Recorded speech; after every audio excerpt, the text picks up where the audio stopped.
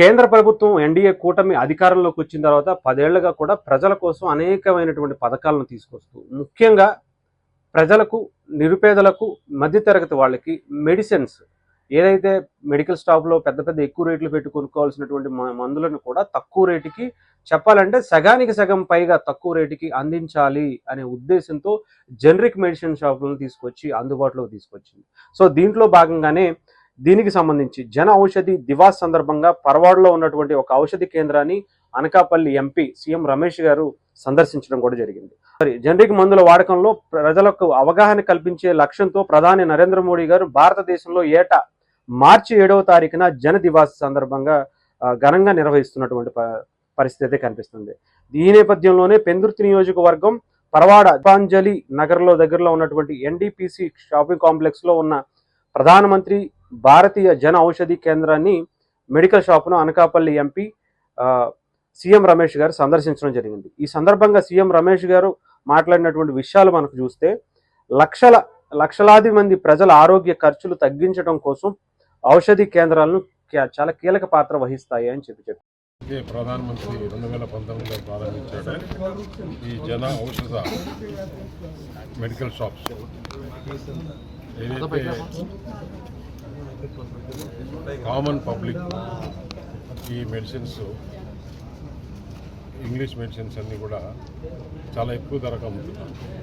అలా కాకుండా సామాన్య మానవులకు అందుబాటులో ఉండడం కోసమని మినిమం 50 నుంచి 90% వరకు రేట్ల తేడాతో సామాన్య ప్రజలకు అందుబాటులోకి తీసుకురావాలని ఈ షాపులు ఈ పాలసీ తీసుకొని రావడం జరిగింది.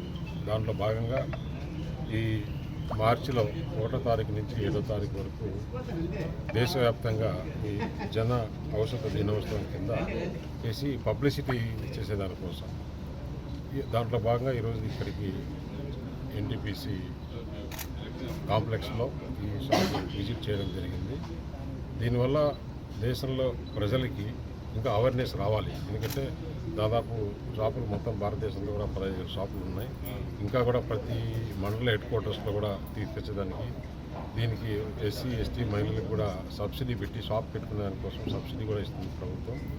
అలాగే ఈ లేడీస్ ఏదైతే మహిళలు వాడే నాప్కిన్స్ కూడా ₹1 నాప్కిన్ ఇవ్వడం, దానివల్ల సామాన్య ప్రజలకి ఖర్చు తగ్గించి మంచి సరసమైన ధరలకు, అలాగే క్వాలిటీ మెడిసిన్స్. దీంట్లో ఎక్కడ కూడా డూప్లికేట్ కానీ ఇది కానీ రాదు.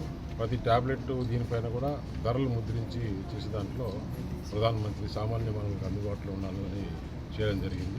భారతదేశం అంతా కూడా ఒక సైడు ఎమ్మెల్యేలు, ఎంపీలు ఎక్కడైతే ఉన్నారో వాళ్ళందరూ విజిట్ చేసి, అలా కాకుండా పార్టీ నుంచి కూడా అందరూ విజిట్ చేసి ప్రజలకు అవేర్నెస్ చేయాలని చెప్పేసి భారీ ఎత్తున ఈ ప్రోగ్రాం తీసుకోవడం జరిగింది. దీనికి ఇంకా కూడా భవిష్యత్తులో ప్రతి మండల హెడ్ క్వార్టర్స్లో కానీ, ప్రతి గ్రామంలో కానీ, మేజర్ పంచాయతీలో కానీ షాపులు ఓపెన్ చేసేదానికి చాలా స్కీమ్స్ ఇచ్చారు. మీడియా ద్వారా కూడా మీరు కూడా పబ్లిక్ అందరికీ తెలియజేయాల్సింది కోరుచు ఈరోజు ఈ ప్రోగ్రాంకు వచ్చిన అందరికీ కూడా ధన్యవాదాలు చేస్తున్నాం. అలాగే ఏదైతే ఎన్టీపీసీ ఈరోజు జీఎం సమీర్ శర్మ గారు ఈ షాపు యజమానులు గారు అందరినీ కలిసి ఇక్కడ ఈ విశాఖపట్నం ఉమ్మడి జిల్లాలో చూస్తే షాపులు తక్కువ ఉన్నాయి. దీని మీద మేమందరం కూడా ప్రమోట్ చేసి ఎక్కువ షాపులు పెట్టేట్టుగా ప్రజలకు అందుబాటులోకి తీసుకొచ్చేట్టుగా చేస్తామని